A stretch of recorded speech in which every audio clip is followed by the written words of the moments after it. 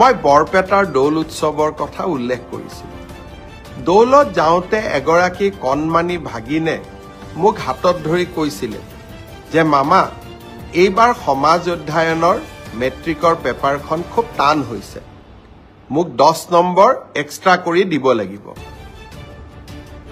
নগাঁৱলৈকে যাওঁতে 16 তাৰিখে নগাঁৱত গৈছিলোঁ, তাতো এগৰাকী ভাগিনে এনেকেই কথা ক'লে, আৰু বৰদোৱাতো আন এগৰাকী ভাগিনে একেই কথা ক'লে যে সমাজ অধ্যয়নৰ পেপাৰখন এইবাৰ মেট্ৰিকত খুব টান হৈছিল।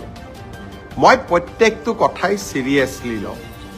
গুৱাহাটীত আহি সেবাৰ চেয়াৰমেনক মই সুধিলোঁ যে সমাজ অধ্যয়নৰ পেপাৰখন সঁচাই টান হৈছিল নেকি। সেবাৰ অধ্যক্ষ ডাঙৰীয়াই মোক ক'লে যে প্ৰশ্নখনৰ পেটাৰ্ণ বদলিছে। যোৱা বছৰো প্ৰশ্নখনৰ পেটাৰ্ণ বদলোৱা হৈছিল আৰু এইবাৰো পেটাৰ্ণটো বদলোৱা হৈছে যাতে ছাত্ৰ ছাত্ৰীসকলৰ জেনেৰেল নলেজৰ পৰীক্ষা সেবাই ল'ব পাৰে।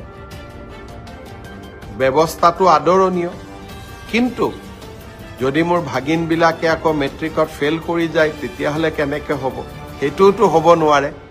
সেইকাৰণে মই সেবাৰ অধ্যক্ষক মই অনুৰোধ কৰিছোঁ যে আপুনি চাব, যদি মোৰ ভাগিনবিলাকৰ পৰীক্ষা সমাজ অধ্যয়নখনত বেয়া হয় কিন্তু আন পেপাৰবিলাকত ভাল হয়, তেতিয়াহ'লে এইবাৰ সমাজ অধ্যয়নত আমি সকলোকে অতিৰিক্তকৈ কিবা নম্বৰৰ ব্যৱস্থা কৰি হ'লেও ভাগিনসকলক মেট্ৰিক পাছ কৰাৰ সুবিধা কৰি দিব লাগিব।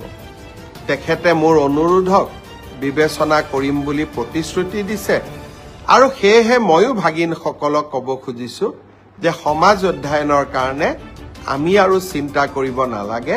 সকলোৱে মিলি চেষ্টা কৰিব যাতে আমাৰ পৰীক্ষাটো আমি ভবাৰ দৰে নহ'লেও আমি যাতে কিছু হ'লেও অতিৰিক্ত নম্বৰৰ সুবিধা লাভ কৰিব পাৰোঁ। মই ভাবোঁ যে এই ঘোষণাটোৱে ভাগিনসকলৰ চিন্তা কিছু দূৰ কৰিব।